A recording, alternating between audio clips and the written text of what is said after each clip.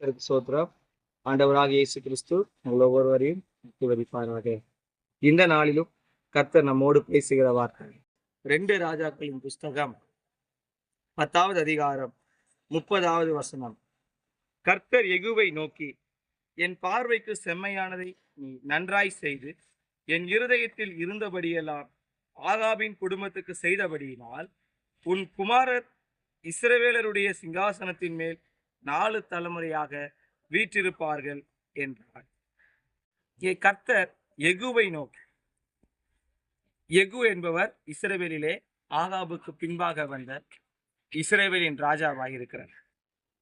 அவரை குறித்து சொல்லும்போது, அவர் என் பார்வைக்கு செம்மையானதை நீ நன்றாய் செய்து என் இருதயத்தில் இருந்தபடியெல்லாம் ஆகாபின் குடும்பத்துக்கு நீ செய்தபடியால் என்று ஆண்டவர் சொல்லுகிறார்.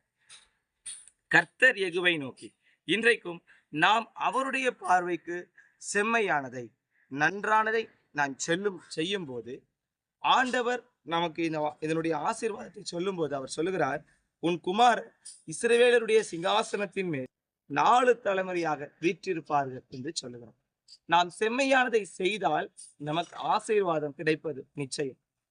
அவருடைய இருதயத்தில் இருக்கிற விருப்பத்தின்படி நாம் நடந்து கொள்வோமே ஆனால் நம்முடைய வாழ்க்கையில் நம்முடைய விருப்பங்களை நிறைவேற்ற அவர் போதுமானவராய் இருக்கிறார். யெகூ ராஜாவிற்கு செய்த கர்த்தர் இன்றைக்கு நமக்கும் செய்ய அவர் போதுமானவராய் இருக்கிறார். நாம் செய்ய வேண்டியது என்ன? அவருக்கு பிரியமானதை, அவருடைய பார்வைக்கு செம்மையானதை நாம் செய்ய வேண்டும். செம்மையானது என்று சொல்லும் பொழுது நாம் அவரோடு உறவாடும் போது அவர் நமக்கு போதித்து நடத்துவரார், நமக்கு போதித்து செம்மையான பாதையை காண்பிக்கிறவராய் இருக்கிறார். அப்படி நாம் அவருடைய இருதயத்தில் இருக்கிறபடியெல்லாம் நாம் அவருடைய விருப்பங்களை அறிந்து செய்வோமே ஆனால் நம்முடைய சந்ததியையும் அவர் ஆசீர்வதிக்க போதுமானவராய் இருக்கிறார்.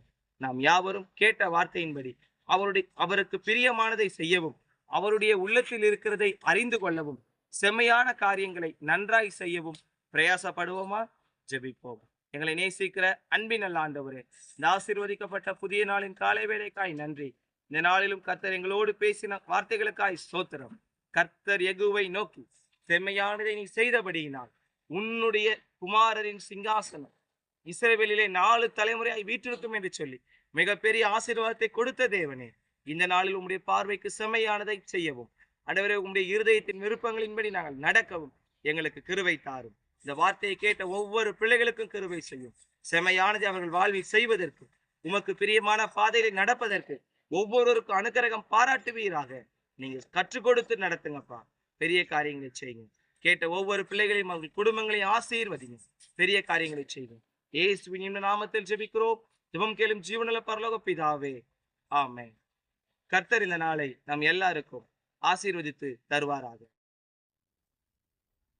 அனுதினமும் ஆண்டவருடைய வார்த்தையை பெற்றுக்கொள்ள இன்ஸ்டாகிராம், ஃபேஸ்புக், யூடியூப் சேனலை ஃபாலோ அண்ட் சப்ஸ்கிரைப் பண்ணுங்கள். உங்களது ஜெப உதவிக்கு திரையில் காண்கிற தொலைபேசி எண்களை தொடர்பு